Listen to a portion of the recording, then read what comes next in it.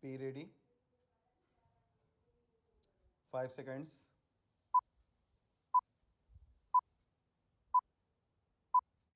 Start. Sir, unless we produce a tax bill which is simple, which can be administered efficiently and effectively, I am afraid we are only creating more complications and opening avenues of corruption. I am sorry to say our legislations are always drafted in a manner which will give discretionary power to some people.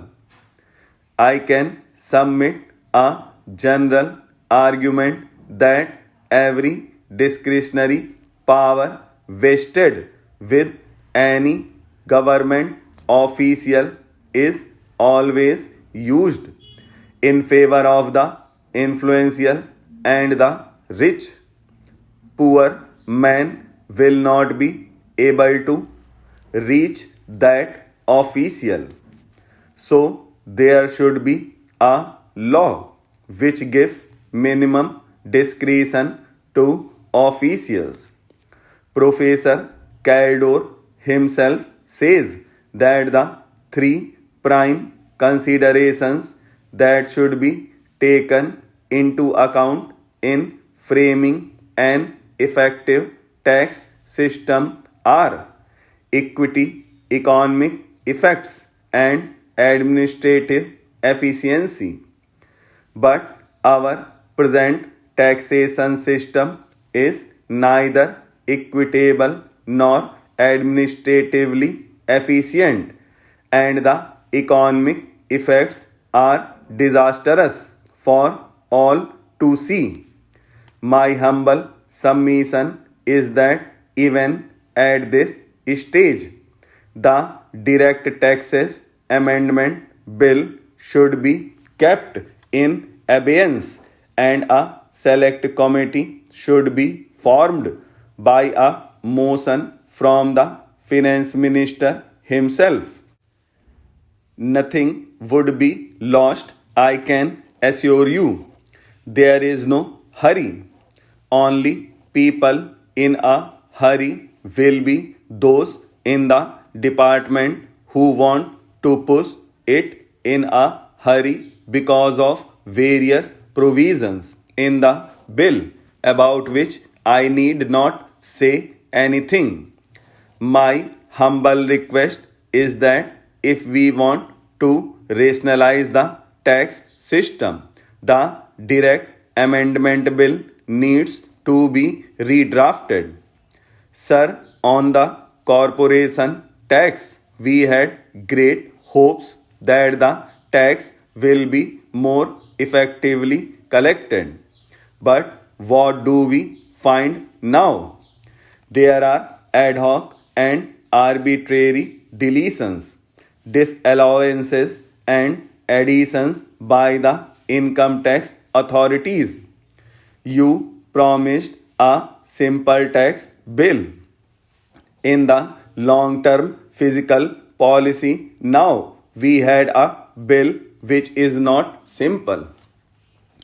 Again, we are told now that this bill will be amended. We find that arbitrary disallowances in corporation tax will only lead to more tax evasion and nothing else. Business will go on as it is. Business has gone on as usual in this country for the last 50 years. If the aim of the government is to bring about more morality, better tax returns, and simpler collection of tax, this is not the way to do it. What we need is a realistic look to whole gamut of company taxation in our country. Sir, I would like to refer to what Professor Caldor has said in relation to company taxation. He has said that in company taxation, the general rule for allowances should be what is spent wholly for making profit during the year.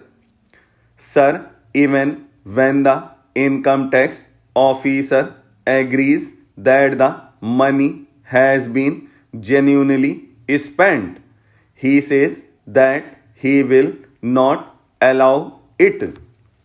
This kind of a provision will only lead to cheating. What I am trying to point out is that it will not work. Why do we make such laws which we all know cannot be implemented? Professor Caldor said, I am strongly of the view that the developments of the last 15 to 20 years, which imposed fantastically high marginal rates of tax while permitting the continuance of wide loopholes for tax avoidance, are highly pernicious in character.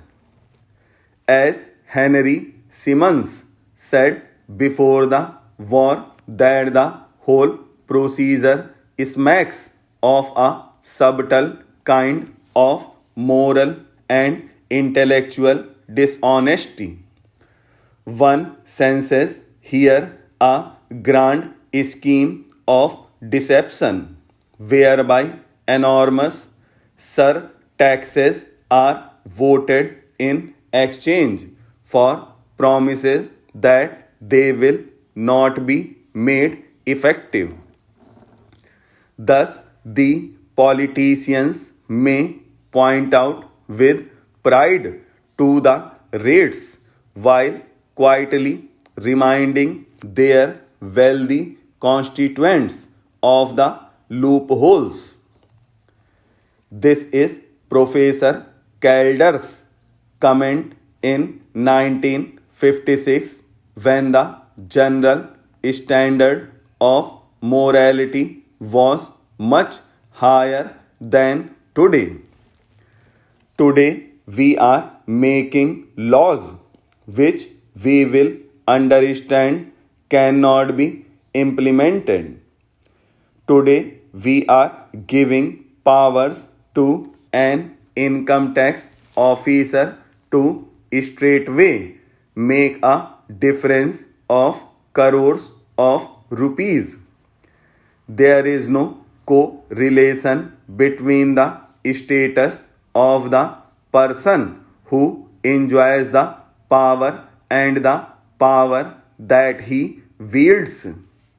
There is no correlation. An excise official has got the power to make a difference of profitability of crores of rupees.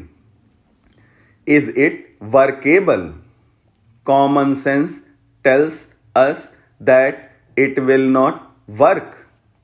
My humble submission to the Honorable Minister is that rationalization of tax structure should be done in such a manner that takes into account all these things. Professor Caldor's report is with the government. It is on the Indian tax system. Some of the things which we have code number, GIR number, etc. are according to this report. We have taken all the points. All the additional regulations suggested by Professor Caldor who have put, but the pitfalls we have not seen. By marginally changing the rate of the tax, the benefit to the dishonest taxpayers can be substantially reduced. We can get more honest taxpayers. Ultimately, no citizen is dishonest, but the law should be made such where the honest get priority over the dishonest. The law is made where it is easier to pay taxes to treasury.